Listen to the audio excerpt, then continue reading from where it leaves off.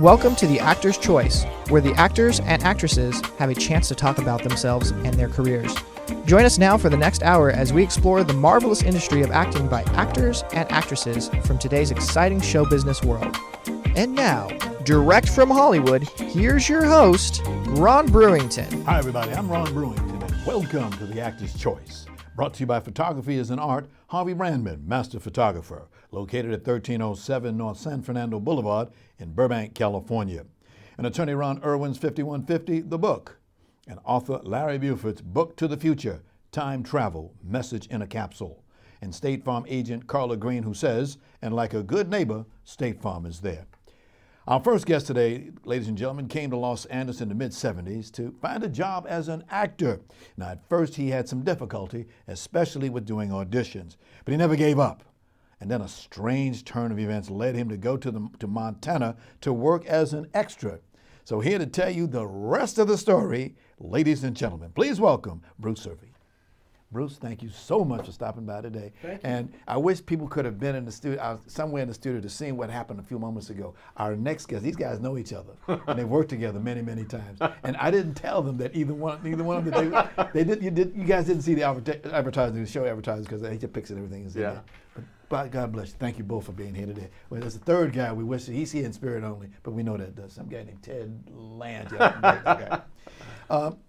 I love the part that in your bio of working on a film called Heaven Gate.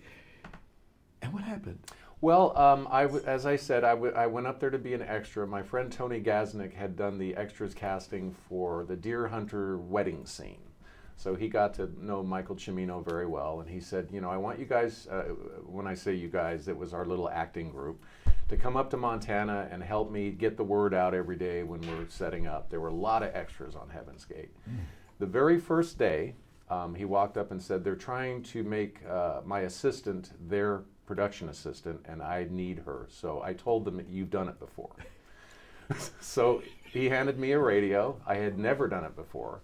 And off we went. And I didn't realize how peculiar a film Heaven's Gate was until, and I was telling TJ here a few minutes ago, there's a line in the script. It says, they carry him upstairs, he is drunk. And this refers to a couple of characters that are carrying Chris Christopherson's character into a saloon and down a hall and up some stairs and down another hall, and then they throw him onto a bed. That's an eighth of a page in the script. They carry him upstairs, he is drunk. That took 10 days to shoot. Oh, so obviously it was a flop. Well, it went way over budget, way over schedule. But he had just won a passel of Academy Awards for the Deer Hunter, so they gave him a long leash. And by the time they realized what was happening, it was too late. It was too late to pull the plug. That film did so poorly, it bankrupted United Artists.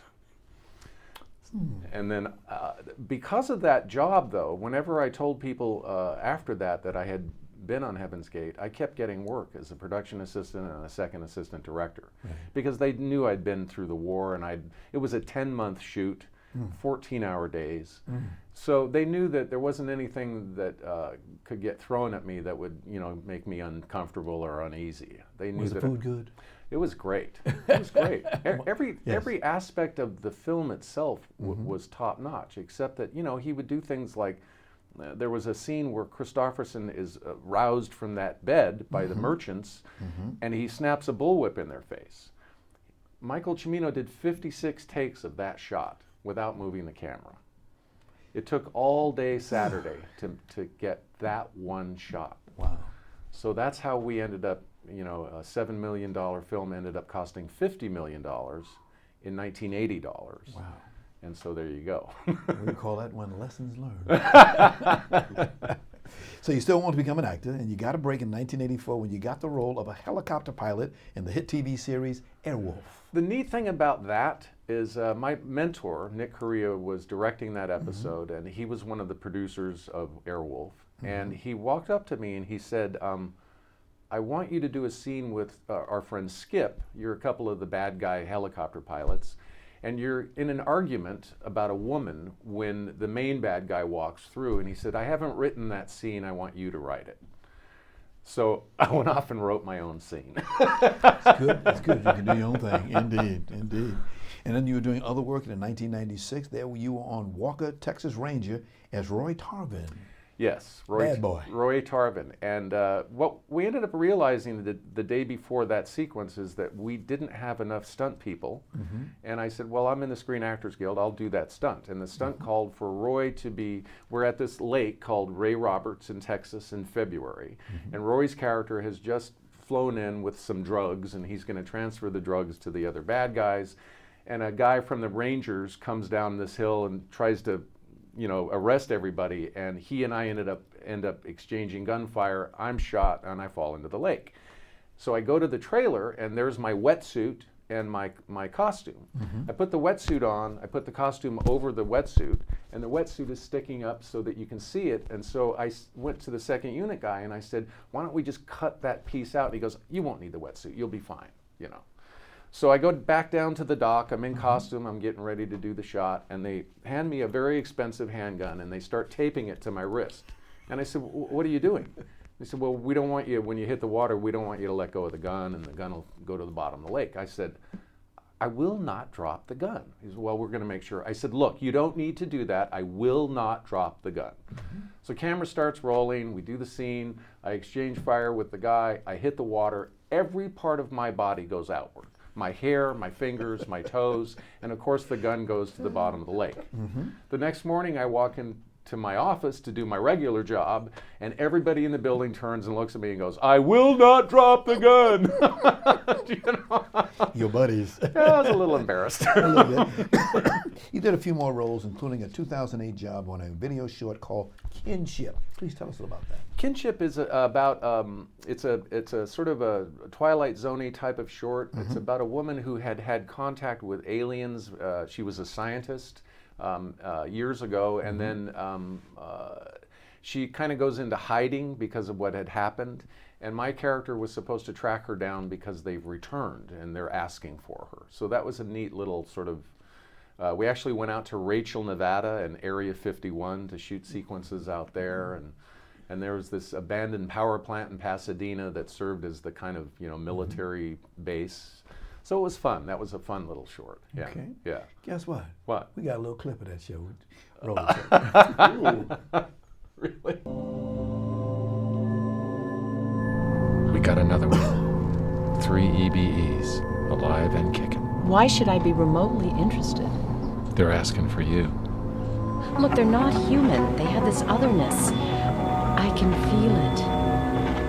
Ever since I got involved in this program, I've wondered why I'm the only one who can communicate with them. Yeah. We wondered about that too. I ran your DNA against theirs. The PCR test gave us an almost perfect match. They're not hostile. Amanda, The truth, Ben. the truth. They came here for you. This is a deal for all of humanity. Interesting. Okay. All right. Rose, I swear, you need to write a book. You've got a lot of stories. Now, you too much. At a time when you were thinking about giving up acting, and this is around 2008. You were in a movie called The Hollywood Sign, and you were the star. Yeah, The Hollywood Sign is Yes. about a producer who accidentally runs over an aspiring actress, and she gets very angry, to say the least, and starts threatening to sue him for like $1 million, and they get into a huge argument. And in his ranting and raving, my character accidentally steps back into the street and gets run down and killed. And believe it or not, it's a comedy.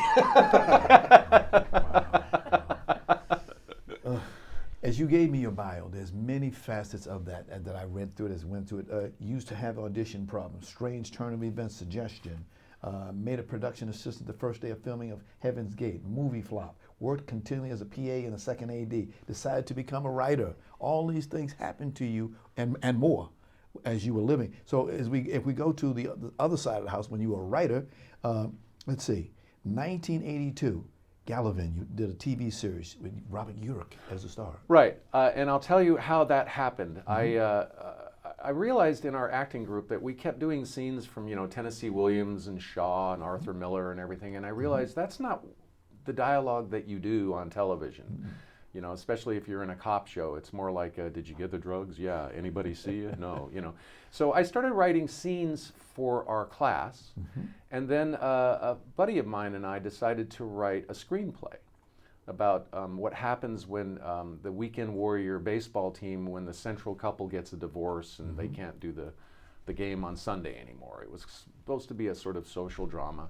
We brought it into my buddy's cousin Karen Harris, my future wife, my lovely wife, and she read it and she liked it. And then at one point she said, "We need to." She was a writer-producer on The Incredible Hulk, Right. and she said, "I need to do start working on a movie of the week, and they want me to write an outline for The Hulk Goes to Nashville." And she said, "Would you write that outline for me, because I've got my hands full?" And I said, "Sure." So the outline got passed up the chain, and my future buddy, mentor, best friend, Nick Correa, saw it and realized that it wasn't Karen's writing. So one fine evening he called and he said, "I'm going over to MGM to do a series called Gavilan with Robert Urich, and I need a staff writer." And I said, "Well, I'm an AD, I don't know any writers." And he says, "You want the job or not?" So The tone. yeah, so that's how my writing career started. And as we discussed earlier, most of the career advances for me were accidents. They were kismet. They came from left field, do you know? I didn't set out to be an AD. I did not set out to be a writer. You know, I really, really wanted to be an actor. But the problem that I had in those days was I wanted it too bad. So that I would go into an audition and I would freeze. You know, I remember one audition with George Sanford Brown, and it was emergency. And I'm playing a guy in the audition that is dying of smoke inhalation, and the good guys want to know who set the fire and everything. And I completely tanked. And I walked out the door and I said, I may have to go back to Santa Barbara. This isn't working. Do you know? But just these accidental twists and turns started happening, and I ended up being a supervising producer on a hit TV show in the 2000s, Walker, Texas Ranger, without any foreknowledge of that or really any desire. But I found I had a talent for writing. And I also found, and my mentor always confirmed this, anyone can learn structure. It's something that you can learn. Syntax, yes. But dialogue is where the big boys are, do you know? That separates the men from the boys, I mean to say, do you know? So, and I had an ear for it. I had an ear for dialogue, and that made the difference, do you know? Also, I was fast, and they love fast. Money. Today's money. Yeah.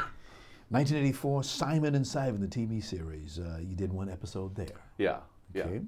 1984, again, the A-Team TV series. You did one episode there. The neat thing about that episode is that you know how they have, you know, the ratings come out every week? Yes. My episode of the A-Team was the #1 show on television that week.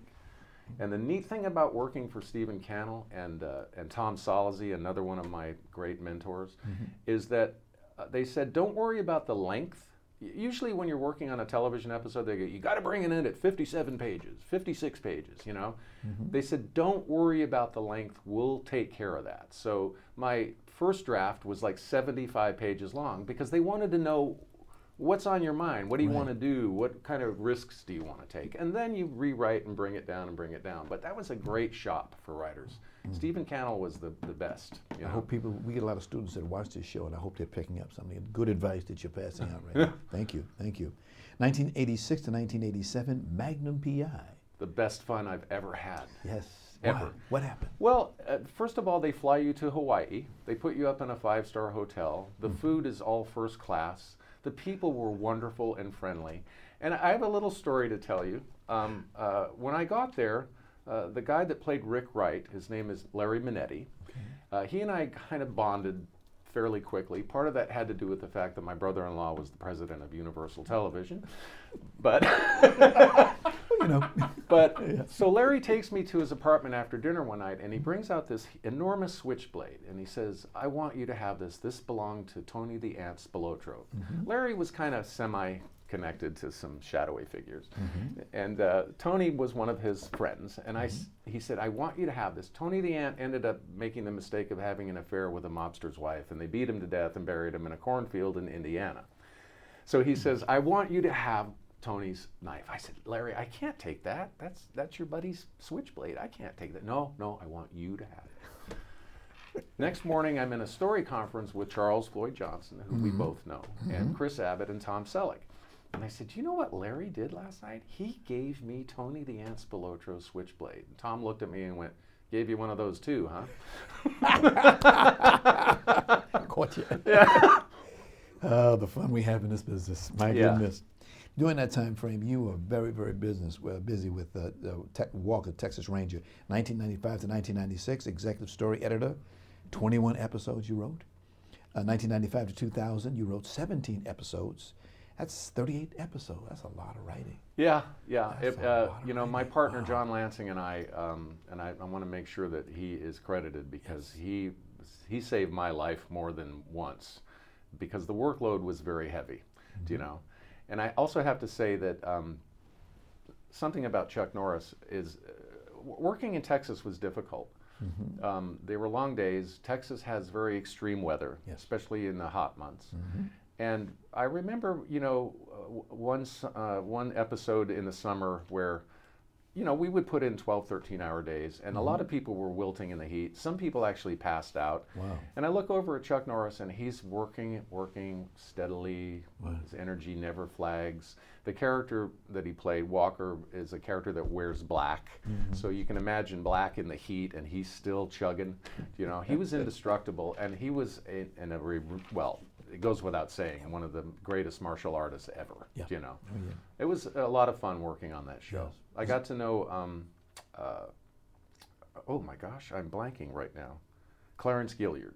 Yes. He played Trevette, who was the sidekick. partner, He and I got to be very close friends, and he was always had this glint in his eye because he knew that when we were on the set, something was wrong. You gave us the baby, now goodbye. Yeah. Gave us the script, goodbye. Yeah. Don't need you. Yeah. Oh, God, it's amazing, amazing. You had some great, great times. Again, I'm real serious about you. Maybe one day you would like to write a book. I thought about that. Yes. I thought about writing about Heaven's Gate in particular because it's such a unique experience. Wow. You know, I'm not going to hedge here. Actors were injured on that film, and animals were killed, and the 14-hour days for 10 months. It was a grueling experience. It's not something that I think I would ever see again. Yes. And I understood pretty early on that what was happening in Montana was leaking to the press. And so I think in some sense they were sort of waiting with their knives out when the film got released. And as I said, it cost $50 million to make that film. It made $1 million opening weekend. Right. It was a complete disaster. And the truth of the matter is, it's actually a gorgeous film. It's too long. There are scenes that don't, you know, connect and all of that. But it's a gorgeous film to see. But I think part of the problem was the pace. Part of the problem was the reputation that it had prior to its release. You know, so yeah. Hollywood. Yeah. After you retired from acting and everything, well, all the writing, basically, according to what I understand, you want to get back into acting, and you met this gentleman by the name of Ted Land. Ted Land. Well, here's the thing. We did the Scottish play. Teddy wasn't in that, but a friend of mine, Patrick Gorman, was playing King Duncan. And one night he says, well, I do a weekly poker game out at my house in Woodland Hills. Would you like to be part of that? And I said, sure. So I go out to Woodland Hills, and there's Ted Lange at the poker table, along with Robert Hooks and Art LaFleur and David Shiner and a lot of veteran actors and stuff. It was great, great fun. And then you know, Teddy realized that, you know, I had done some acting, and so I ended up doing 3 or 4 plays for him. And I have to say right now, he's like my favorite playwright. We did a play called The Journals of Osborne P. Anderson. Osborne P. Anderson is sitting right here next to me. Handsome young man. And he wrote a role in that play, the judge in the second half of the play, the judge that sort of condemns John Brown. Osborne Anderson is about the raid on Harper's Ferry by John Brown, and how he collected this group of guys and they raided the armory and everything went sideways and John Brown got arrested and all this stuff. My character was a vile, poisonous, strutting rooster racist. Do you know?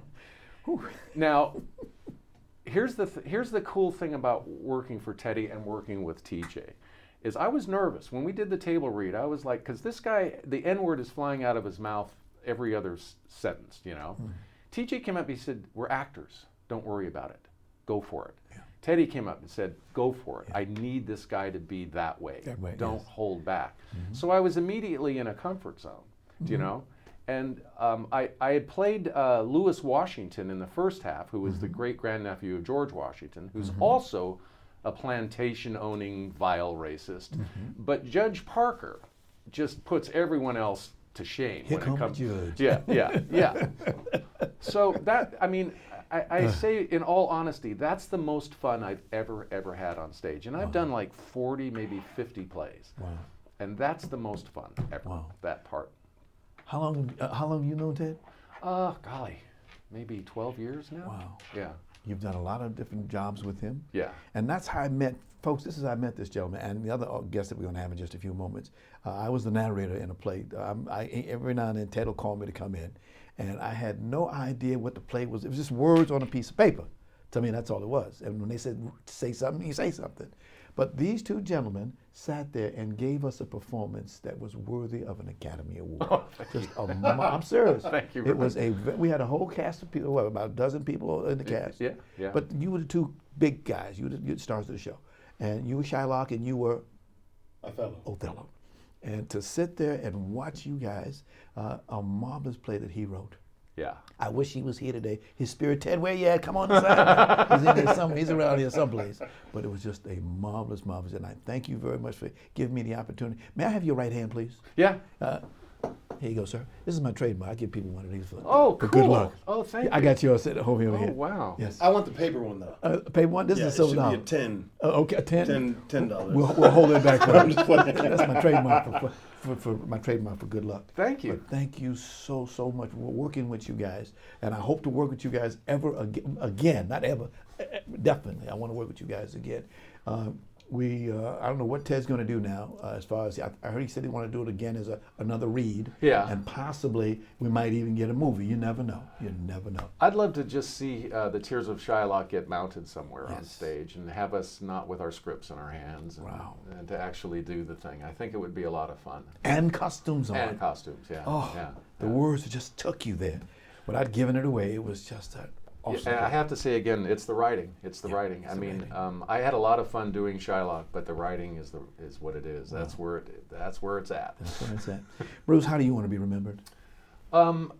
That's a very good question because when I retired, I started playing video golf, and I said, okay, about 6 months from now, you're going to put a gun in your mouth and pull the trigger if you keep this up. So I started painting. Okay. Then I started recording birds because I picked up a book called Sibley's Guide to Birds. I'm a birder now. I'm a painter now. I have directed plays. I was an acting coach, an acting teacher. And part of my philosophy there was if 3 people and a dog walk on stage, what are you looking at? The dog. Why? Because the dog's in the moment, has no choice. Can't worry about what it did yesterday, can't wonder what it's going to do tomorrow. So basically you're looking at the dog until your eyes sort of wander back to the humans and then you're kind of back to the dog again. All of that being said, I want to be remembered as a guy who was curious about everything. Do you know? And followed up on that. I have a lot of different interests and it's because boredom is my worst enemy. That's pretty much it. For the short time I was with you, I could see where that's so true. You are an exciting guy. You put your stuff into it. Wow. Thank you. Wow, the whole Thanks, group. Ron. Bruce, thank you very much for stopping by. Thank we'll you. Get you. We'll have some more fun. We're just going to take a little break right quick. Okay. And we'll come back to put both of you guys together. Okay. Hi, I'm Ron Brewington, and this is The Actor's Choice. The studio of Harvey Randman Photography is Art is proud to offer you a $100 discount off any photo package valued at $300 or more. Now, Harvey's been in the business for nearly a quarter of a century, and he knows certainly how to take care of his customers. So, please give him a call today at 818-954-9294. That's 818-954-9294. You'll be glad you did it. Oh, by the way, please tell Harvey that you heard about his offer right here on The Actor's Choice. 5150 the book. It's the latest release from author and attorney Ron Irwin. As a young Marine, Irwin spent 13 months in Chu Lai, Republic of Vietnam, and his experience where nearly 3 million Americans went to war was, as he puts it, 5150.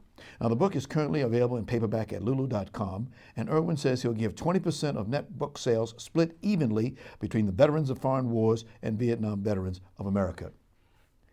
Book to the Future, Time Travel, Message in a Capsule. It's a new book by author Larry Buford. It's a historical and faith-based account on how what we do and follow today will affect us tomorrow. The author also calls it an adventure for those who want to travel back through time.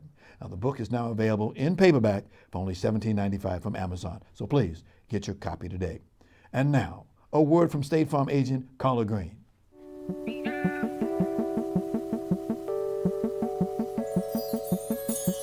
Let me ask you something. What do you see when you look at your home and your car? Do you see a bundle?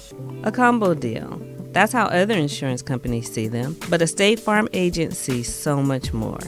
Because the State Farm agent sees your home and your car as more than just 4 walls and 4 wheels. They see the things you've worked really hard for. So why not give them the protection they deserve? Let me help you with that. Give me a call. State Farm agent Carla Green, 213-239-9675. I look forward to speaking with you.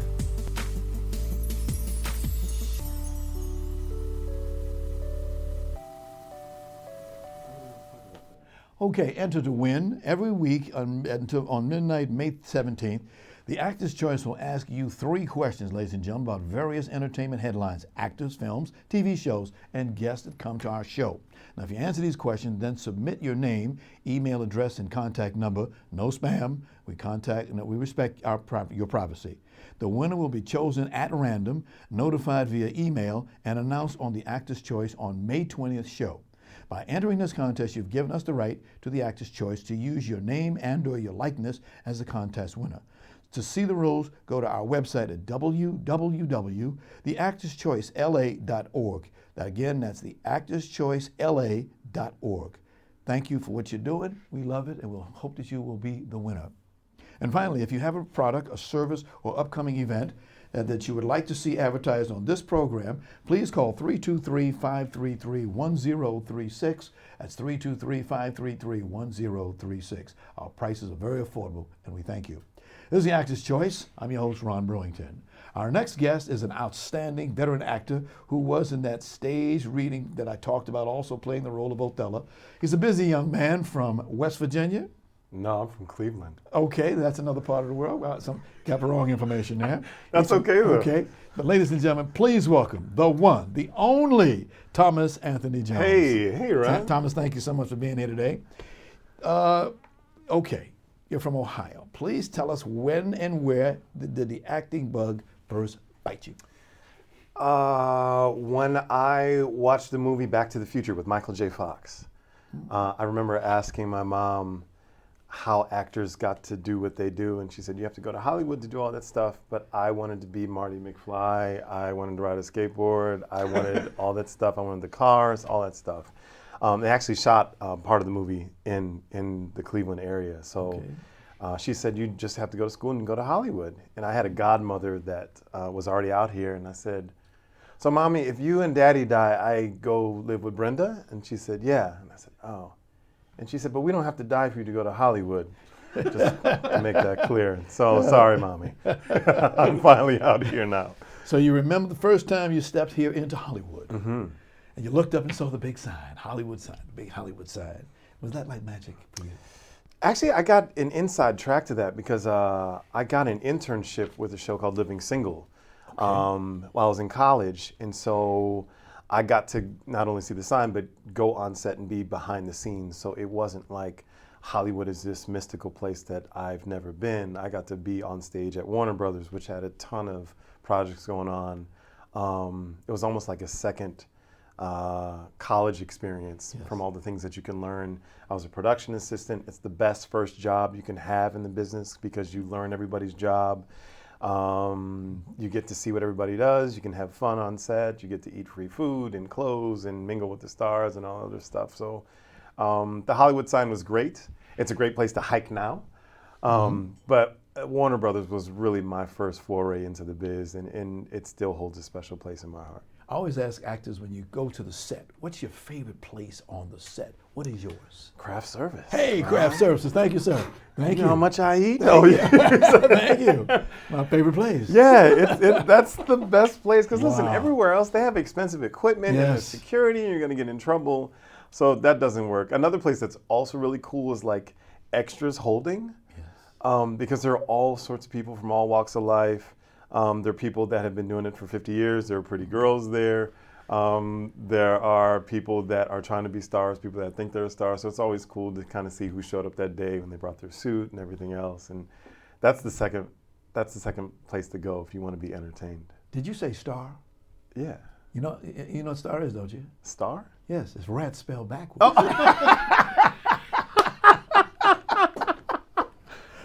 I can call background rats. Say, look at the rats over there. Yes. I've met a few rats in my time. I've met some stars in my time. Okay, gotcha. Wow. But you know what you're talking about. We had the people that actually do all the casting up here in Burbank, and we had them sitting in this room, and it was just marvelous because a lot of people called us back and said thank you because it gives you a chance. I was one of those extras, as you call them, on Harlem Nights and a few other nights. Yeah. And when we were there, Eddie Murphy fed us good. I mean, I was in about 3 or 4 scenes and just had a great time. Okay. And I did it for several reasons, the money, but mostly of all, the experience, getting the experience. I have an expression called the 3 E's, education, exposure, and experience. If you can get out there and get all through them, because I see that you went to college, what was the name of that college? Bowling Green State University. Yes, indeed. Yeah. Got your education. Yeah, well, I had to. I mean, if I wanted to come to Hollywood. That's right. Yeah. Can I have that piece of paper? Yeah. Yeah. But you are right. Being on set, especially a movie set, and Bruce will tell you, there's a certain magic that happens. It doesn't matter how many times you've done it. When you're on a set and someone yells rolling and then camera speed and then action and you have to be quiet, there's magic that happens and you don't know what it's going to capture or what it will mean later on. But there's something that's so special about that, and I think that's what brings people here. Yeah. And now with all the special technology that they've got, I mean, you're all in harnesses and cables and stuff like that, green backgrounds and all this good stuff. Yeah. You know, There's a green background right there. Oh, yes. Ron is not even wearing a suit. He's up there in the shower cap. You can't even. You're so right. I'm sorry. So right, Thomas. The Hollywood is just a marvelous, marvelous place to be in, and all of us in small parts, actors, whatever it is that you're doing, you're part of an empire called Hollywood, an experience. Yeah. And love it, love it. Well said. 1997 was a good year. You took, as you said, you did Living Single, and then you took another audition that year, and pow. There you were with the Maori twins in a hit TV show called Sister Sister. Yeah, Tia and Tamara are great. That was like my first big role where they show like clips from the next episode and things like that. So I had a bunch of friends from home saying, "Wow, you're going to be on the show," and it felt really good. But it was a really great experience. Like I said, the girls then, who are ladies now, were just really wonderful. Jack A. was on that show. I remember I played Todd Banks. Jack A. to this day thinks my name is Todd Banks. So she must have kept a call sheet or something like that. Yes. But everybody was really, really cool. But it really kind of set up my idea of, okay, this is what the business can be like, and this is what I want to do. Mm-hmm. So it was great. Indeed. And of course the salaries that you make in this business is good, but you got to start at the bottom and work your way up. Yeah, you got to be a rat first. You got to be a rat. Before you get to cheese. When he said rat, I was trying to think, what is rat? Yeah. Star. Who are some of your mentors? Geez, Early on, I'd have to start with the cast at Living Single. You know, Okay. there are stage moms. I like to call them stage siblings. Okay. So that would be like Queen Latifah, Kim Fields, Kim Coles, T.C. Carson, John Hinton, Erica Alexander. They were the actors on that show. And for 5 years, you know, I saw them almost every day. And they were all really gracious and all really encouraging. And so they kind of showed you what you should do and kind of what you shouldn't do. And I paid more attention to what you shouldn't do, only because it just seemed more fun. Okay. I think with this business, if you take yourself or your job too seriously, like I love what Bruce said, it won't work for you because you're working too hard. It really has to be something that just happens for you. And I couldn't agree with that more, especially now because I've been able to do some things. And this sounds crazy, but I am at my best when I am misbehaving or I am at my worst. Gotcha. Backstage or wherever it is, because I don't have time to think, oh my gosh, am I going to remember my lines? Am I going to mess up?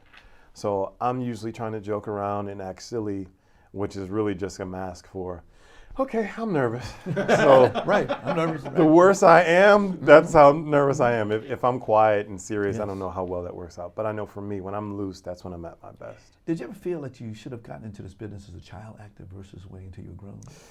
You know, I would love that. It makes you wonder how far you'd be along if you had started earlier. But in high school, they were holding tryouts for some local show, and I went there, and it was just an awful experience. I showed up, and I was proud of myself for that, but they wanted you to prepare a song and a monologue, and I sang the Flintstones theme song, and I know it was bad, Brucey. I don't even think I got all the lyrics right.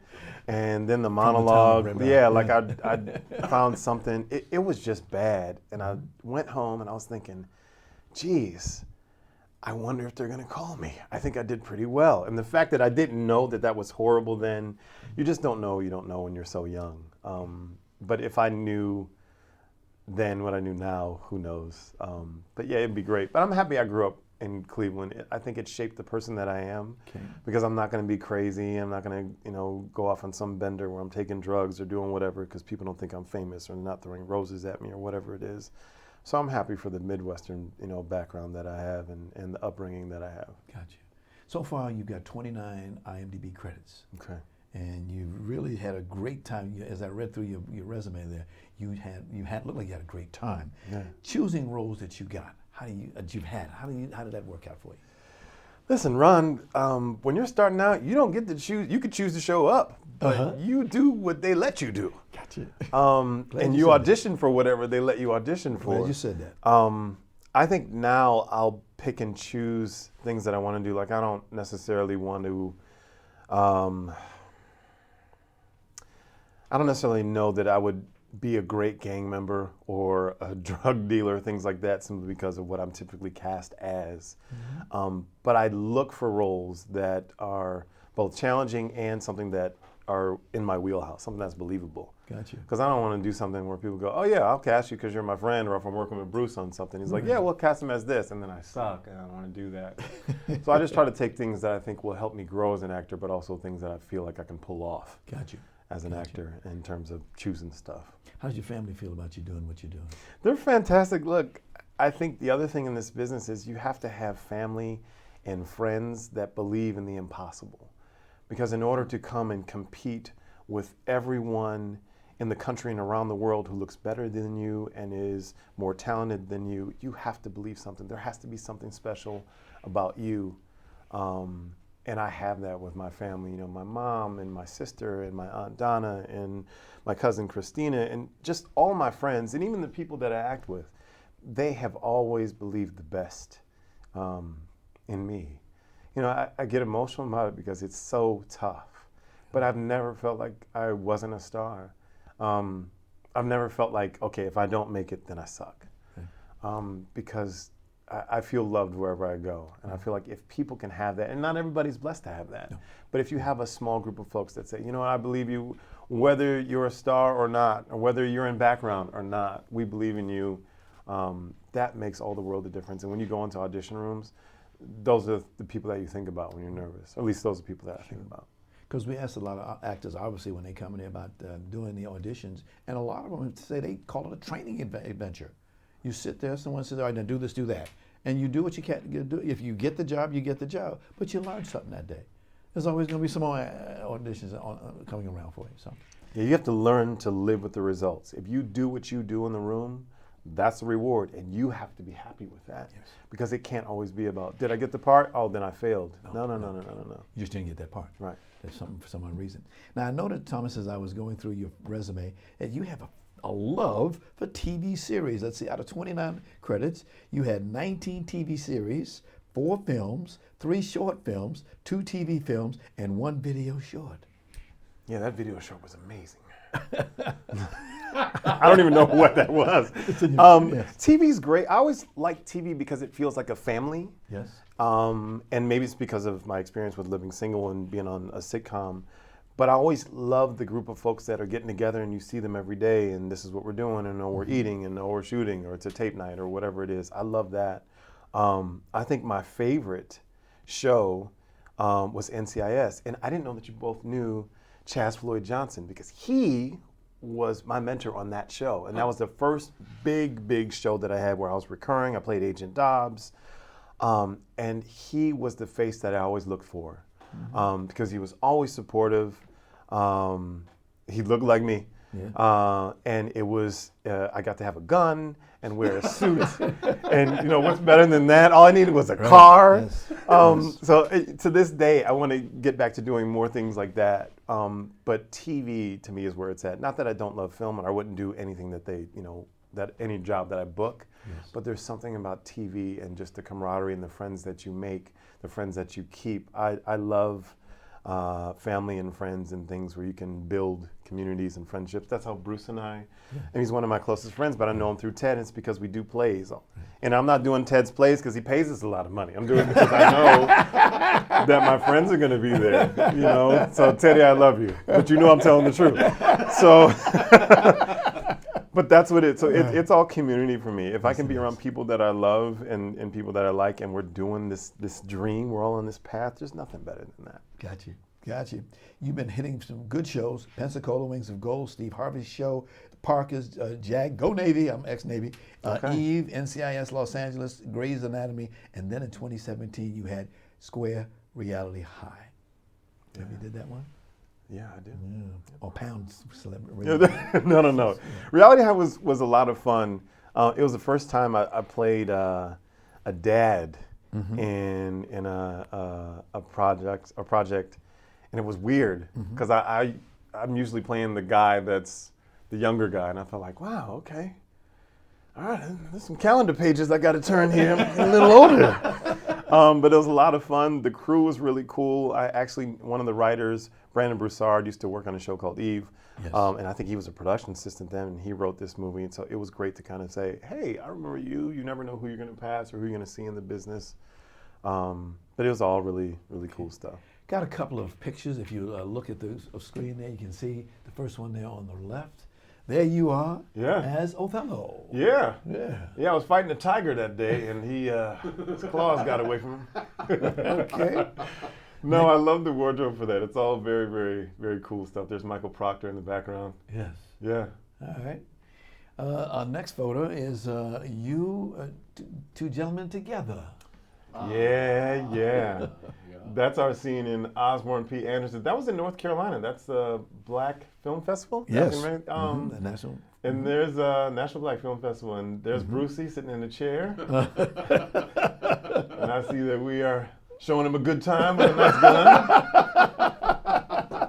There's me looking patriotic with a sword, looking off into the distance. That was a lot of fun too. Yes. And again, listen, that wouldn't happen without Ted or his brilliance. I do have to say, Bruce said a lot of it is the writing, it is, but I also feel like Ted is masterful at finding folks to fill certain roles. Right. And he's also great with personality, and he's like, okay, these guys will work together well. Yeah. Yes, he does. That sounds just like him. But listen, Ron, that's how you're here. It's like, we're here because of you, Ron. And again, it's because of Ted. And we wouldn't do it because you don't pay us a lot of money, but we're here today So you need to be a sponsor. We need somebody. What's that number? 323. I don't know what the other number is. But Ted is great at that. Yes. If I had to pick another mentor, it would be Ted. Ted is great at finding the funny. Ted is great at connecting with the crowds. Right. And I also just think he's really gracious. I grew up watching The Love Boat on Saturdays after I watched Dukes of Hazzard and Dallas and all those shows. And so he's an icon. So to be able to work with him or talk back to him or be late or other stuff and have Ted tolerate that, it's just really cool. It's really good. It speaks to the type of person that Teddy is. We love him, and we're looking forward to do more. So Here's another picture. Who's that guy at the bottom down there? Who's that? Oh, that's the janitor. Oh no, that's Ted. I see the mustache now. Again, that's Teddy, and that's our crew. See, again, everybody there, it didn't matter who you were with at any given time. You could talk to everybody there and have a good time, not feel like, all right, where's Bruce? These people are crazy. Let me get away from them. So it's really good. He does a masterful job at creating a family atmosphere, making it fun, and allowing us to be creative and be our best selves. Okay. Remember, he did a play called Blues in My Coffee. Yeah. Please tell us about that one. Yeah, there's a special narrator in that production. He's wearing glasses now and a suit, light blue tie. Blues in My Coffee was actually Ted wrote this before it actually happened. There was a shooting. Well, how about this? Remember that whole Starbucks issue where some brothers got harassed by police? Right. And Ted wrote this before then, but this is about two African-American guys. One of them gets actually shot outside of the coffee shop, and I won't tell the ending because Ted would be mad at that. He'd say, no. They got to pay to see the ending. Yeah. Good logic. Yeah, but really timely stuff, especially in the climate that we're in now. Yes. It teaches us about, I don't want to say tolerance, but we really need to accept each other and realize that we all share this planet. Amen. And for somebody to think that I'm more important than you, whether it's in a coffee shop or outside of one, it's just not right. But it's a great production. You were the narrator on that. Yes. Tell us about that. Well, I asked him at the beginning, rather than saying blues in my coffee, I said, can I spice up a little bit? He said, yeah, go ahead. That's the kind of guy he is. But go ahead. I said, blues in my coffee. Same thing, just the same thing, but he allowed me to do that. And he's that kind of guy. You work with him. What a guy. The Tears of Shylock. Yeah. Yeah. Who was the star of that show? Ted was. Well, No. That is the correct answer, sir. No. My buddy next to me, Bruce Cervi, is the star of that. And actually, it's really cool. It's almost like a Marvel film, like everybody gets their own lead play. And I felt bad because Bruce has been in a bunch of stuff that Ted has done, but I was happy that it's like he got his own standalone movie. So I was like, okay, cool. And Ted said, yes, you and Bruce, we're gonna have you in. I got a scene for you. We're gonna get him. When we hit him with this. Ted, just give me the script. I'm not going to read it, but just give me the script. I'm doing it. Bruce, how do you describe the character? Because he was Othello. How do you describe Shylock? Shylock is, as he says in the text, he's an immigrant to the city. He's isolated in a ghetto. They lock the gates every evening at 6 o'clock. He is a man that they go to borrow money from, but they don't respect him for it. Shylock endures a lot of abuse. In this particular production, his daughter falls in love with a Christian. And this kind of drives Shylock around the bend. Because he's losing, Othello actually falls in love with a Christian, Desdemona. Yes. So Othello is Shylock's best friend, and he's losing Othello to this gal. He's losing his daughter to a Christian guy. He's losing all of his mooring lines. And so, we don't want to reveal what happens at the end, right. but The Tears of Shylock is about Shylock's journey to an understanding of what he needs to do in order to remain who he is. Yes. Do you know? Yes. And again, I keep going back to it. I keep going back to the writing, but also, and TJ touched on this, Teddy finds humor where you don't expect it. He finds ways to reveal an understanding of the text where you don't maybe have the understanding that he has. That maybe there were times when I would misinterpret what Shylock was saying or the tone of what he was saying. I remember in the early read-throughs, I struck this anger tone with no variation. I mean, I knew I had to solve that because I knew that Shylock, if he's angry throughout the play, people are just not going to hear what's going on. Right. Do you know? Yeah. So Teddy's very good at those nuances that you need to keep the character interesting. And he does his research too. Oh my goodness, Does yes. his research. Oh yes, oh Yeah. yes. Yeah, he's a footnote historian. He's a Yes, footnote yes. historian. Yeah. Yeah. Yeah. We are very honored and happy to have two professional actors with us today. And having worked with you personally, like I said before, love working with you guys. You know your craft. We'll talk to Ted, see if we can get you on the next Okay. one. Please do. Yeah. We got to go. We're running out of time. But Okay. One quick question. Yeah. Thomas, how do you want to be remembered? As someone who made his time with you better. Like, how about this? Let me rephrase that. I want to make your day better. So if I can make you smile or laugh, even if it's just for that day, that's who I want to be. Thank you. Thank you. May I have your right hand, please? You can. Yes. Thank you. Thank you. This is awesome, man. There's something to do. You guys got to see his penmanship here. It looks like a blue typewriter I used to be a draftsman. was a long over time ago. here. You are fantastic. Way to Thank go, you. man. Hey, thank you much, very, very much. The chemistry you guys had. I wish more people had came for that read. We're going to do it again, hopefully. If Ted says so, we'll do it again. And I hope that we had him here talking about it, but we hope that more people will come and see it. It was a full house anyway. Have a double full house. That'd be Thank great. you, gentlemen. Thank Thank you very, you. very much. Thanks, Ron. Special thanks to our sponsors, Harvey Brandman Photography is an Art, Ron Irwin's 5150 The Book, Larry Buford's book To the Future, Time Travel, Message in a Capsule, and State Farm agent Carla Green. Again, much thanks to our guest today, actor-writer Bruce Cervi and actor-producer Thomas Anthony Jones. Love you guys to come back again. Thank you so very, very much. And of course, much thanks to our ever-growing audience. We'll see you next time.